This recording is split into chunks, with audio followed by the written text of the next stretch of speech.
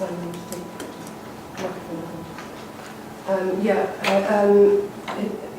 Those who were here at the last CSP meeting will know that I have a concern about references to male perpetrators.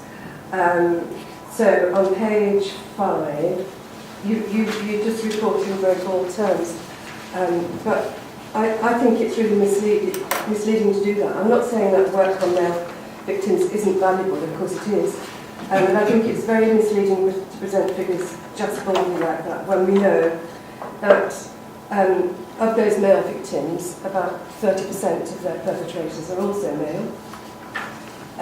When you read it just like this, you think immediately, you think, oh well, male perpetrators and female perpetrators, but the actual picture is different.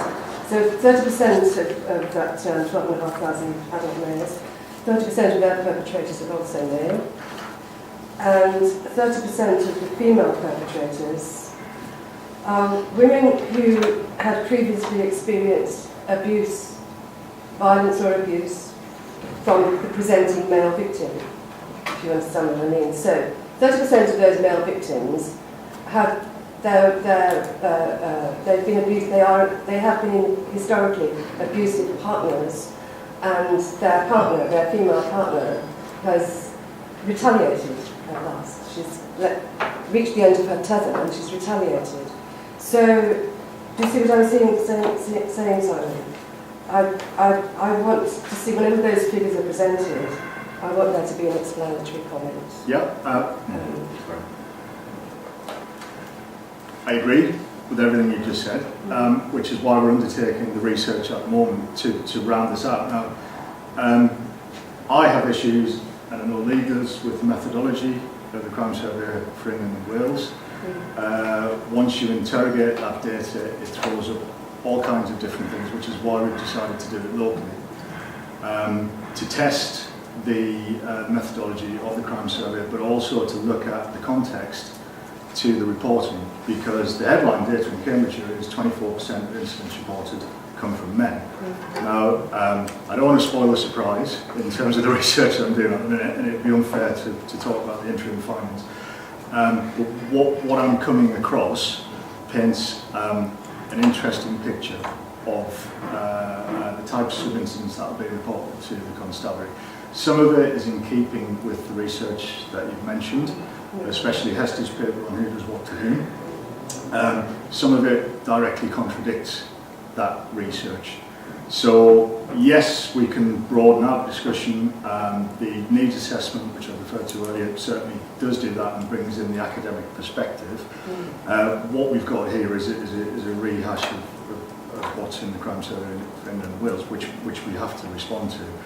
I don't know whether the annual report is the most appropriate place to launch into a debate around whether the stats are right or wrong, because that might complicate the process into whatever. But I'm certainly happy to come back and present reports on the findings at some later date, and also expand on the research that you've just mentioned to see how we match up in Cambridge with what's been found on a national scale. No, that's really good. I'm assuming the annual report goes far and wide, which is why I'd like. It doesn't have to be in detail, just a brief explanatory about these figures.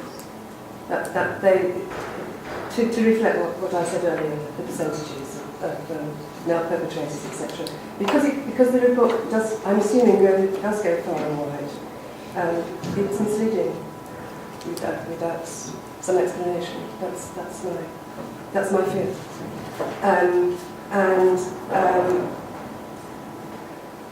The other thing I'd like you to explain more about is what's going on with the tendering process at county. Because I understand that Cambridge Women's Aid, for instance, they're having to tender for their own refuges that they've done for a very, very long time, decades, and they're now in the process of having to re-tender. Or I think that I think possibly that it is actually being removed from the tendering process because they've accepted a reduction in funding. I think that might be the case, but The tendering process has been postponed from 18 months to 2 years. There has been a reduction in the resource available to all three of the campus refuges, but that's in keeping with all of the other cuts that we've seen across the agenda, if you like. So there's nothing specific. We're not singling out in any way any of the refuges. That is a general cut that we've had to find, a general saving we've had to find from county council budgets. So it wasn't a quick cut? No. In terms of whether the annual report is misleading, what we're doing is reporting on crime survey for England and Wales. We can put in a disclaimer that we have local issues with the methodology, but really this isn't us attempting to mislead anybody. This is us portraying what is in the I know you're not attempting. In the data set. So, I mean, I know you're not attempting, but I'm saying that it is actually de facto it is. And I'm concerned about people who are informed on the issue. They know how to read the news most business, but those who aren't, and that means most people, because most people aren't interested, then they're left with this perception that there are almost as many male victims as there are women victims, and that isn't really. Yep. Which is why I'm doing the local research, I know, which I presented to the CS to clarify the issue. Or going forward, anyway. Yeah, I don't think you can change it now, Simon. No, going a forward. number of agreements, so I think we're just being presented with it today. Yeah, no, it's well going known, forward. Simon can take that away. I'm sure Liz will remind me when we're developing the next annual report that we need a disclaimer based Thanks, Simon. Any more observations or comments on this? Thank you very much for bringing it clear, and we would welcome the report back on male victims and the related to national research, which you mentioned. Would you like me to do the IDVR update while I'm here? If you're going, then that would be I am. I know I can't find the IDVR update. Bear with me, Chair. No, I've got it. Got it. Yeah. In the next time. So I'm looking at page 1 of the. What's am I looking at? Yeah, it's the safety update. So it looks like this. Yeah, kind of. You'll see it at the bottom of the table, but So it's a quarterly update of the Cambridge Community Safety Partnership from Safe Communities Partnership. Looking at the period October, December 2014 and quarter 3. Page 1. The good news is, in terms of performance indicators, we're on target across the county, which makes me very happy, but there are some significant issues which are kind of underpinning that, which I alluded to a little bit later in the update. So the Cambridgeshire IDVRs have recently undergone an independent service review, the recommendations of which have been ratified by the County-wide Governance Board that Cambridgeshire IDVRs should become a MARAC-only service, so supporting those who are at imminent risk of homicide, and that was ratified at the last Governance Board meeting. What that's done is that artificial threshold, if you like, has been in place since June, and it kind of explains the difference in the number of referrals, the volume of referrals by district, which you'll notice on page 2. Their quarter 3 volume is significantly is down on quarter 2. That reflects the change in the threshold. But the positive in terms of what we're seeing is better performance across the board, and that's reflected in the MARAC data as well. So we're very happy with that. That referral threshold, I should flag, only applies to what we call the geographical IDVRs, so those based on basis. The specialist IDVRs, so the health IDVRs, which is say the Edinburgh Extension Group and Persons IDVR and the A IDVR, those posts remain unaffected and then carry on with business as usual, if you like. So in terms of the threshold, it has raised some questions around how do we support those, how do we make best use of services available to us. That discussion has resulted in a very recent updating of the pathway to include the Victims Hub. So those incidents which are now crime with standard medium risk go to the Victims Hub for a further assessment before they're supported signposted in the specialist services. The high end still come to the IDVAs.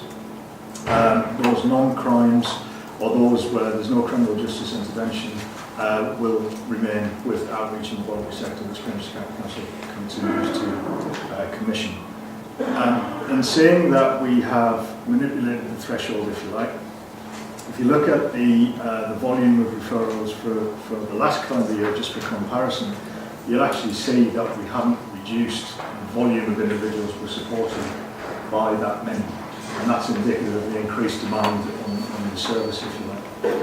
I'm not going to talk about the domestic abuse sexual violence partnership because it's all included in the annual report. There's a discussion there on the Callaghan's threshold increase and also the merit threshold increase. But in terms of current activities, I'll provide this as a verbal update. We are exploring expanding the ION cohort to include domestic abuse. We have meetings today with relevant partnership, and we're also exploring opening up different pathways to meet the need for the different types of abuse that I referred to earlier. So familial abuse, the male victims, young people, spiritual, etc., to make the best use of new activities for one county. Thank you. Again, any comments or observations or questions? Mark?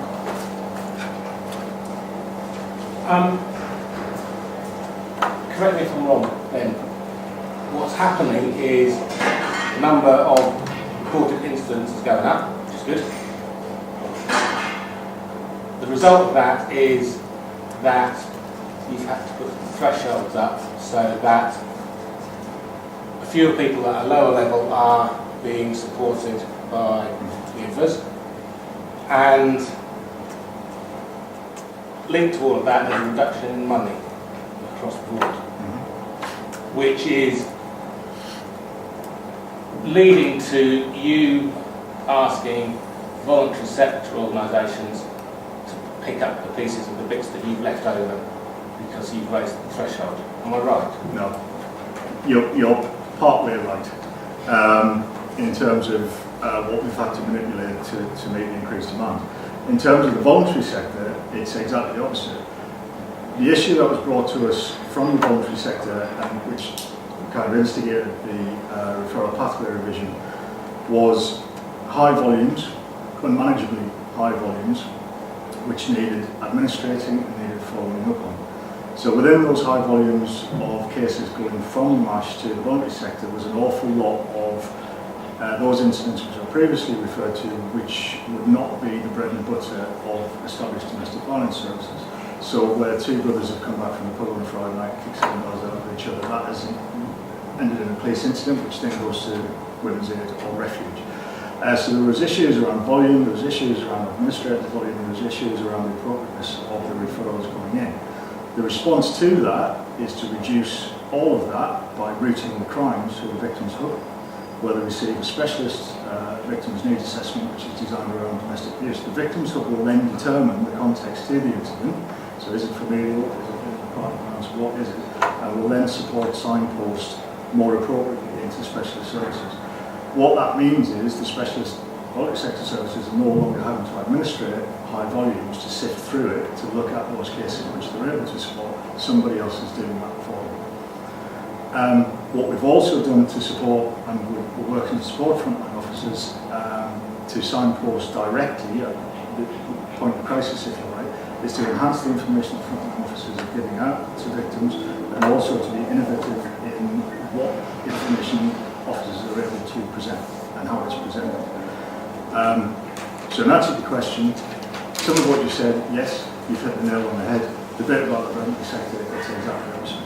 It does raise a question about whether all DV referrals should be going to voluntary sector specialist providers, but I think I've covered that by saying not all DV looks the same, and there's very little point in sending those cases where it's familial or it's entrenched or it's a situation of violence issue to a specialist domestic violence service which isn't resourced, that doesn't have the knowledge, the expertise to respond to. There is in your report, you do mention that actually there's quite close monitoring of this because it is a different approach, isn't it? And obviously there are some risks in it, and I think that the governance board will want to keep an eye on it, make sure that we don't see cases Yeah. falling. We have designed duplication into the process for 3 months. So all the information which is currently on the Victims Hub is still going to the voluntary sector as kind of a safety net, if you like. And the governance board, both from Peter and Cambridge, have asked for a report after 3 months back from the hub in terms of what the outcomes have been. So how many individuals have consented to the additional BD needs assessment, how many of them have been signposted on. But what I would say is we're also going to be asking the same question of the voluntary sector providers as well. So in terms of how many referrals come through, how many engage, how many advance back, etc. And after that 3 months period, we'll then make a final decision on the final pathway looks like. Mark and then So the good news for the voluntary sector is then that they are being funded less, but also they are having to do less work to sift those cases that are appropriate to them. So in effect, they're doing slightly less. Half marks. We're not funding them any less in terms of outreach. So it's where the savings have been made is in refuge, not in outreach. But yes, they are being expected to do less. Not at the minute, because as I said, we designed this in-built duplication. What we're hoping to achieve is there'll be much reduced volume of more appropriate referrals. So a reduction in administration to filter and sort, and an increase in appropriate referrals. So we haven't cut the outreach budget, we haven't made any savings from the outreach budget, but we do hope to target the specialist services more towards IPV, so part of violence, and also especially to those cases where there will be no criminal justice resolution, which is what we commissioned them to do in the first place. Anne, do you want to? I do, very briefly. I mean, I'm very much in approval of the broadening out of domestic violence categories. You know, like it was mentioned before yesterday, the incidents of, say, a grown-up son acting in a violent or abusive way toward his mother, for instance. I mean, I think they're really. What concerns me is that they're sort of being lumped together. This is my fear, and that we lose sight of, in terms of data gathering, of the different types of violence, particularly intimate partner violence, especially as there seems to be this increasing incidence of grown-up children. So, perhaps yourself on the rain point, surely that the data will still be clear, because historically the data on domestic violence in terms of intimate partners has been opaque to say the least, and it seems. The data is not currently clear in any way, shape or form. What we're doing is working towards a time whereby we can differentiate between the specific issues.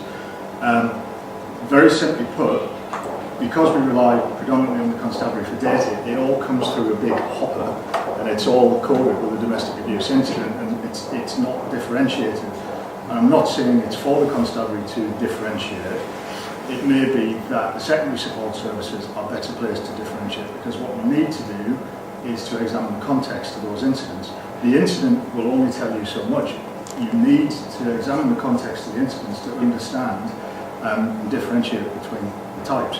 So as things currently stand, there is some headline data, and we're all guilty of using it. 1 in 4 women, 1 in 6 men, 35 incidents before you report the constabulary. It's all questionable.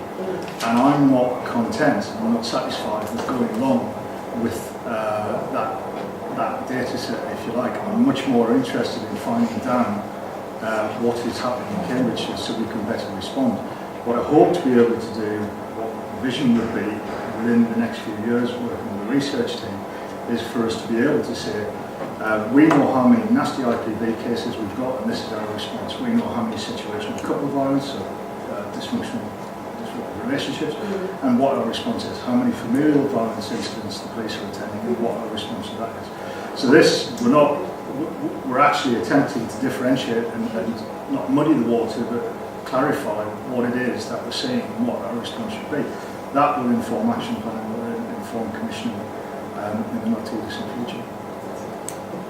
Can I just ask one more please, and then I'll finish. But you know, I because of my lead role, I talk to a lot of people, and I sort of, consequently, I have some fears around what's happening at the victims' hub and elsewhere in relation to those domestic violence incidents which are not going to proceed down the criminal justice route for whatever reason.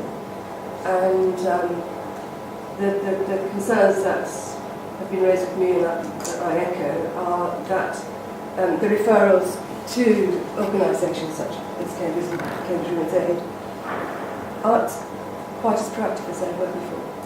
So, I mean, it's up to the victim to refer themselves rather than... Which is very much in keeping with the ideology of Cambridge Women's Aid and Refuge. It's not a referral from the hub, it's supported signposting. And that is entirely in keeping with how Women's Aid and Refuge will take referrals. Anyway, we won't take referrals from professionals, it will come via a self-referral. Those incidents that haven't been crimes will not go to the hub. They will go direct to the voluntary sector and specialist providers. It's only those cases that have been crimed. In terms of developing the pathway, we've ensured that where there is no engagement, we will be notified of that, or the officer in charge of that specific case will be notified of that. If there is any identified increase in risk, which could be linked to the non-engagement, that will be referred back to the officer in charge. We have a joint meeting with the manager at Hub and the voluntary sector providers on Monday, where we'll look at what training is provided to Hub workers, what safeguards are in place to identify issues of coercion and control and minimisation and denial and all those kinds of issues. So it's, yeah. Okay. I have a word for that. Thank you. Thank you, Simon. That's a very full account, I think. Both the overarching approach and more specifically how we're applying it in the city. So thank you very much.